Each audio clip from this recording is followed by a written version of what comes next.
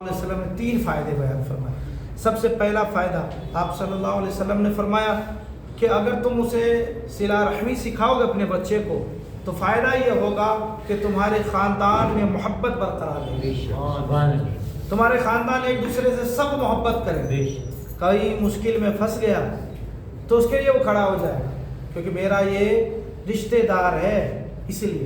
پھر آپ صلی اللہ علیہ وسلم نے دوسرا فائدہ بیان فرمایا، اور آپ صلی اللہ علیہ وسلم نے فرمایا دوسرا فائدہ یہ ہوگا کہ اللہ تبارک و تعالیٰ تمہارے مال میں برکت عطا کر دے گا اور تمہارا مال بڑھے گا، یعنی تمہارے مال و دولت بھی بڑھیں گے، اس سے فائدہ یہ ہوگا۔ اور تیسرا فائدہ جو اور کہیں نہیں ملے گا، تیسرا فائدہ آپ صلی اللہ علیہ وسلم نے ارشاد فرمایا، تیسرا فائدہ یہ ہوگا کہ اللہ تمہاری عمر میں برکت عطا کرے گا، جس کے لیے ہم سوچتے ہیں کہ ہماری لمبی زندگی ہو جائے۔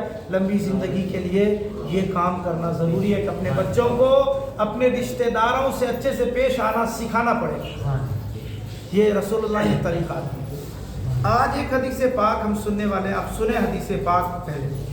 وعن ابی اسید الساعدی قال بین نحن عند رسول اللہ صلی اللہ علیہ وسلم اذ جاءه رجل من بنی سلمت۔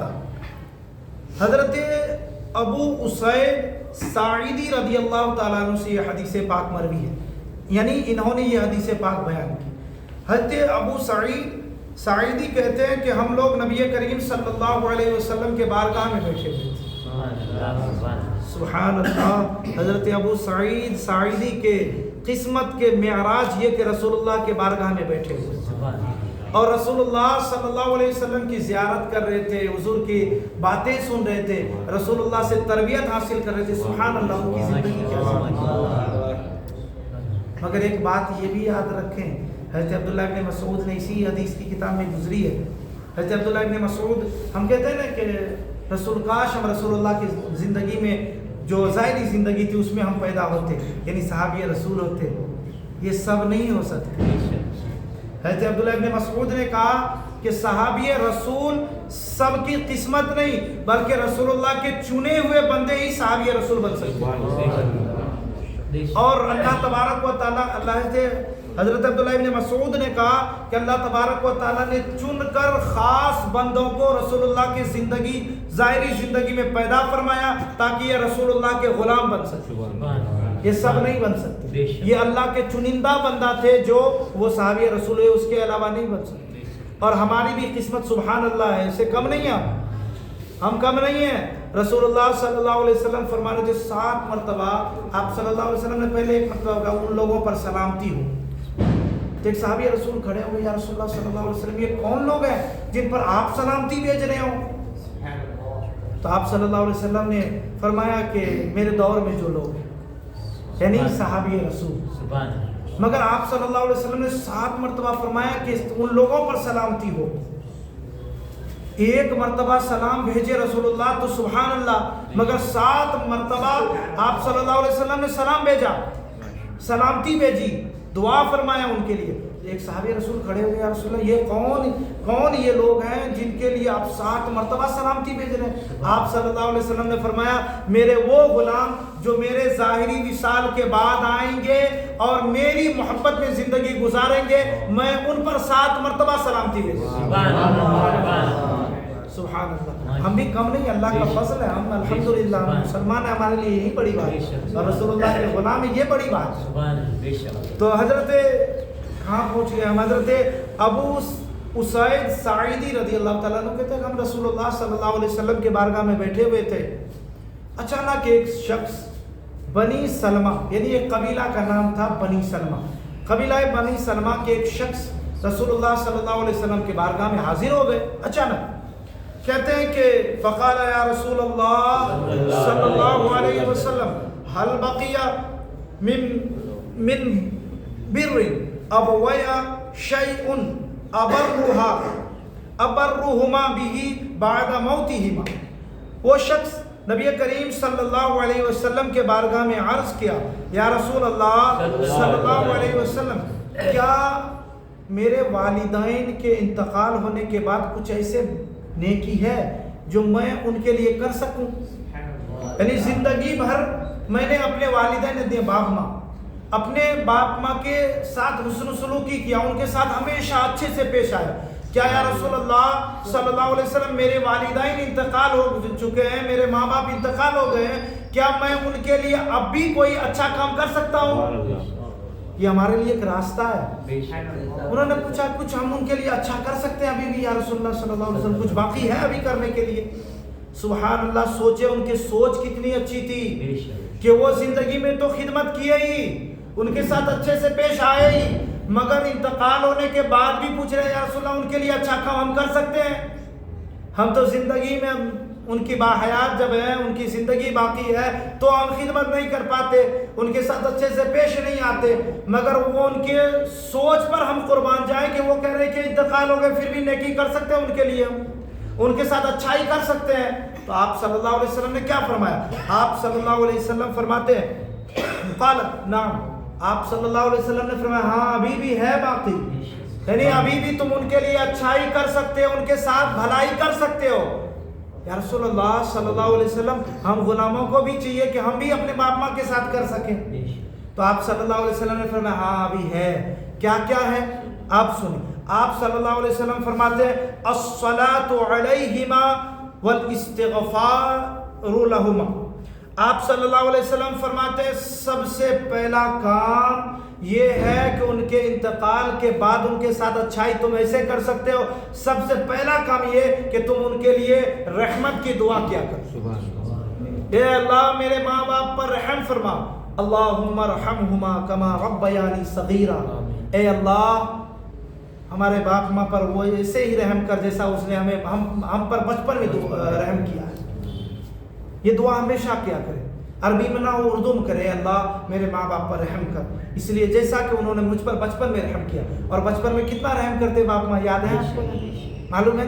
ایسے ہی رحم کر، یہ دعا کیا کرے. آپ صلی اللہ علیہ وسلم کہتے ہیں پہلے بھلائی ان کے ساتھ یہ کرو کہ ان کے لیے رحمت، یعنی ان کے لیے دعا کرو کہ اللہ ان پر رحم فرمائے. اور دوسرا آپ صلی اللہ علیہ وسلم فرماتے ہیں استغفار، ان دونوں کے لیے انتقال کے بعد معافی مانگو. اے اللہ میرے باپ ماں کو بخش دے، اے اللہ میرے باپ ماں نے جو بھی گناہ کیے ہیں، ان سے جو بھی خطائیں ہوئی ہے، مولا تبارک و تعالیٰ تجھے واسطہ ہے، مولا تبارک و تعالیٰ تو غفور الرحیم ہے، تو غفور الرحیم ہونے کے صدقے میں مولا تبارک و تعالیٰ میرے ماں باپ کی بخشش کر دے، ان کے گناہوں کو معاف فرما. پہلا کام یہ پہلا کام ہے دعا کرنا. دوسرا آپ صلی اللہ علیہ وسلم فرماتے ہیں وَإِنْفَاضُ عَهْدِهِمَا مِنْ بَعْدِهِمَا. آپ صلی اللہ علیہ وسلم فرماتے ہیں اور ان کے وعدے کو پورا کرو ان کے انتقال ہو جانے کے بعد. یہ بھی ان کے ساتھ بھلائی ہے. اور سب سے پہلا ابھی وعدہ مطلب ایک سب سے پہلا سن لیں، سب سے پہلے جو باپ ماں کے اوپر قرض ہے اس کو ادا کر دیں، ایک بھلائی. اور دوسرے بھلائی اب کسی سے انہوں نے وعدہ کیا تھا کہ میں تیرے ساتھ کھڑا رہوں گا اور اگر تو نیک کام کر رہا ہے تو میں تیرے نیکی کے لیے راہ پر جو چل رہا ہے اس میں میں تیرے ساتھ کھڑا رہوں گا. تو یہ باپ ماں کا وعدہ ہوا، باپ کے وعدہ ہوا. اب اس وعدے پر کھڑے ہو کر کے باپ کے جگہ پر خود کو کھڑا کر لے اور اس کے ساتھ شامل ہو جائے. یہ وعدہ ہوا. اور بہت سارے وعدے آپ اپنے اعتبار سے سوچیں کہ میرے والدین نے جو بھی وعدہ کیا سب ہم پورا کریں گے. اور یہ وعدہ پورا کرنے کا ایسا نہیں کہ باپ ماں ہی کو فائدہ ملتا ہے اس سے، نہیں. اب یہ ہرگز نہ سوچے کہ ہم نے یہ کر لیا تو بس باپ ماں کو فائدہ ہے، نہیں. اس کے بہت فائدے ہیں ہمیں بھی. ہم کسی کے ساتھ کھڑے رہیں گے تو ہمیں بھی تو ثواب ملے گا نا، اور جتنا ثواب ہمیں ملے گا اتنا باپ ماں کو بھی ثواب ملے گا. اس کے بہت فائدے. ابھی پہلے حدیث 4 کام حضور نے بیان فرمایا. پھر آپ صلی اللہ علیہ وسلم نے کیا فرمایا؟ ان کے انتقال کے بعد ان کے جو وعدے ہیں اس وعدہ کو پورا کرو، یہ ان کے ساتھ بھلائی ہے. پھر تیسرا آپ صلی اللہ علیہ وسلم فرماتے وصیلۃ الرحم التی لا یوصل الا بہما. آپ صلی اللہ علیہ وسلم فرماتے ہیں اور ان کے رشتہ داروں کے ساتھ حسن سلوکی اچھے سے پیش آؤ، صلہ رحمی کرو، رشتہ جوڑ کر کے رکھو. پھر آپ صلی اللہ علیہ وسلم کیا فرماتے ہیں؟ جو تم سے صرف اور صرف اس صورت میں رشتہ ملتا ہے کہ باپ ماں ہی کی وجہ سے. جیسے مثال کے طور پر سمجھے ہماری ماں ہے اور ماموں ہمارے ہیں، ہمارے ماما ہے، ہمارے ماما سے ایک ہی واسطے سے رشتہ ملتا ہے. ایک واسطے سے کس سے؟ ہماری ماں ہے، ماں کے بھائی ہے، اس لیے ہم ان کو ماما کہتے ہیں، اس لیے ہمارا وہ رشتہ دار ہے. اور ہمارے بوا ہیں یعنی ہماری پھوپھو ہے، خالہ ہیں، یہ جتنی بھی رشتہ، اتنا سمجھ لیں آپ خود سے اس کو کہ ایک رشتہ ہے، بیچ میں ماں ہے یا باپ ہے، اور ان کے علاوہ جتنے بھی رشتہ ہیں سب انہی کی وجہ سے ہمیں ملا ہے۔ یہ ان کا ہم پر احسان ہے کہ ہمارے دادا بھی ہیں، ہماری خالہ ہیں، ہمارے پھوپھو ہیں، جتنے بھی رشتے ہیں سب باپ ماں ہی کے وجہ سے ہمیں رشتہ ملا، ورنہ نہیں تھا ہمارا۔ تو ان تمام کے ساتھ حسن سلوکی کرنا، رشتہ جوڑ کر کے رکھنا، یہ ان لوگوں یعنی ہمارے باپ ماں کے ساتھ اچھائی کرنا، بھلائی کرنا ہے۔ ہم تو ابھی اوپر کی بات ہے، کہاں دور کی بات لے جائیں، دادا کے بھائی ہیں، ان کے رشتہ دار یہ اوپر چلے جائیں گے، وہ کہیں گے ہمارے دادا کے بھائی تھے، ان کے بیٹے ہیں تو یہ بھی ہمارے چچا ہوئے، بے شک وہ چچا ہیں، ہمارا رشتہ دار، ان سے رشتہ ملا کر کے رکھنا ضروری ہے، مگر ابھی تو سگے بھائی میں نہیں بن رہا ہے، تو اوپر کی بات ہے، دور کی بات ہے۔ ہمارے سگے بھائی سے بنتا ہے؟ نہیں ملتا نا۔ اللہ کے واسطے بنا کے رکھیں، اور اس لیے نہ بنا کے رکھیں کہ یہ ہمارے بھائی ہیں، اس لیے نہیں، بلکہ اس لیے بنا کے رکھیں کہ اللہ اور اللہ کے رسول نے ہمیں حکم دیا، اس لیے اسے رشتہ بنا کے رکھا۔ اور اگر یہ نیت سے رکھیں گے تو انشاءاللہ اللہ کے رسول بھی راضی ہوں گے اور اللہ بھی راضی ہوگا، اور جب اللہ راضی ہوا تو پھر دنیا سے جو بھی لے کر جائیں اللہ کی رضا کافی ہے۔ مگر ضروری ہے کہ اپنے اس لیے رشتہ اپنے فائدے کے لیے نہ جوڑیں، یار یہ تھوڑا پیسہ والا ہے، رشتہ جوڑ کے رکھیں گے، مصیبت میں پھنسیں گے تو یہ تو پیسہ لے کے رکھیں گے، نہیں، بالکل نہیں۔ یہ دعا کریں کہ ایسے مصیبت ہی نہ آئے، یہ دعا کریں کہ ہم سب سے رشتہ جوڑ کے رکھیں گے، اور ایسی کوئی مصیبت ہی نہ اللہ ہم پر لائے کہ ہمیں کسی کی ضرورت پڑے۔ یہ کیوں نہیں ہم سوچ لیتے؟ کہتے ہیں کہ مصیبت آئے، اللہ کے بندے خود ہی سوچ لیا کہ مصیبت آئے، اور اللہ سے یہ دعا نہیں کرتے کہ مصیبت ہی اللہ نہ آئے ہم پر جو مصیبت آنے والے وہ ٹل جائے، نہیں، یہ نہیں ہوگا ہم سے یہ مصیبت، اور امید جیسا رکھیں گے ویسا ہوگا۔ ایسا نہیں کہ ہم کہتے ہیں مصیبت آئے گی تو آئے گی، وہ فکس ہے، تب جیسا گمان رکھیں گے ویسا آئے گا، معاملہ ہوگا ہمارے ساتھ، نہ ایسا سوچیے نہیں۔ رشتہ اس لیے رکھیں اللہ اور اللہ کے رسول نے ہمیں۔ پھر ایک اور آپ صلی اللہ علیہ وسلم نے فرمایا، اور یہ بہترین بات یہ کہیے کہ ایک ایمان تازہ ہونے والی بات، اللہ کے رسول صلی اللہ علیہ وسلم فرماتے ہیں وَإِكْرَامُ صَدِيقِهِمَا، آپ صلی اللہ علیہ وسلم فرماتے ہیں کہ یہ تو رشتہ الگ والی بات ہو گئی، ایک اور بات کرو کہ جو تمہارے باپ ماں کے دوست ہیں نا ان کے ساتھ بھی عزت سے پیش آؤ، یہ تمہارے باپ ماں پر تمہارا احسان کرنا ہوگا، یہ تمہارے باپ ماں کے ساتھ بھلائی کرنا ہوگا ان کے دوستوں کے ساتھ مل کر۔ اس سے پتہ چلا یار دوستی کی اہمیت ہے، دوستی کی اہمیت نہیں ہوتی تو قرآن میں کبھی بھی رسول اللہ کے دوست ابو بکر کا ذکر نہیں آتا۔ اللہ نے کہا صاحب، اللہ کے رسول کے بارے میں جہاں یہ بات آئی کہ غار ہرا میں تھے یا غار ثور میں، تو ہجرت کے ٹائم میں، تو آپ صلی اللہ علیہ وسلم جب وہاں موجود تھے تو اللہ تبارک و تعالیٰ نے اس کا پورا وہ قصہ بیان فرمایا قرآن میں، اور فرمایا صاحب کا مطلب دوست ہوتا ہے۔ اس سے پتہ چلا کہ دوست کی اہمیت دنیا میں بھی ہے، آخرت میں بھی ہے، رسول اللہ اور اللہ کے بارگاہ میں بھی بہت محبوب ہے، یہ دوستی ہے، ورنہ ذکر قرآن میں کبھی نہیں آتا دوست کا۔ اور ایک بات بتاؤں، دوست کی بات آئی تھی، ایک اور اچھی بات، اللہ تبارک و تعالیٰ نے جہاں فرمایا یوم یفر المرء من اخیہ، یہاں حشر کے بارے میں کہ بھائی بہن دوست سب، یہ بھائی بہن رشتہ دار سب بھاگیں گے، مگر ایک دوست کا تذکرہ کئی مرتبہ میں نے کہا، دوستی ایسے لوگوں سے کریں جن سے ہمارا کام اچھا ہو، یعنی ہم اللہ اور اللہ کے رسول کے قریب ہو جائیں، ایسے لوگ سے دوستی کریں، کیونکہ قرآن میں اس کا تذکرہ ہے، فرمایا گیا کہ پیر اجمل صاحب کے میں بیان سنا تو ان میں یہ بات انہوں نے بیان فرمایا، کہا کہ یہ سب بھاگیں گے اس دن، مگر دوستوں کے بارے میں اللہ تبارک و تعالیٰ نے قرآن میں بیان فرمایا کہ نیک دوست جو ہوں گے وہ نہیں بھاگیں گے، جو ہمارا نیک دوست ہوگا وہ بھاگیں گے نہیں، بلکہ یہ کہیں گے دوست کس مشکل میں تو پھنس گیا، چل تمہارے کام آ جاؤں تو میں تمہارے ساتھ چلوں۔ دوست بنائیں، دوستی کرنا یہ بری بات نہیں ہے، یہ تو اچھی بات ہے، اگر دوستی کرنا بری بات ہوتی تو ابو بکر کبھی رسول اللہ کے دوست نہیں ہوتے، اور ابو بکر کے عمر، عثمان، حیدر کرار کبھی دوست نہیں ہوتے، یہ سب دوست تھے، یہ دوستی تھی، اور یہ تو دوستی سبحان اللہ والی دوستی ہے یار، ان کی دوستی بھی لاجواب. تو دوست بنائے، اور ایسے لوگوں کو دوست بنائے جن کو دیکھے نا تو اللہ یاد آئے. ایسے کو دوست نہ بنائے کہ دوست کو دیکھیں تو بس دارو کے ٹھیکے یاد آئے کہ یہ تو دوست ہے، ہم نے تو ان کے ساتھ دارو پیا تھا، ہم تو یہاں گئے ہم نے ان کے ساتھ گیا. نہیں، یہی ہے نہیں سے دوست. اور دو دوستوں کے ایک قصہ واقعہ حدیث ہے، آپ کو سنایا تھا، شاید آپ لوگ سنے ہوں گے. ٹائم بہت زیادہ ہو گیا مگر مختصر میں آپ سب یاد رکھیے.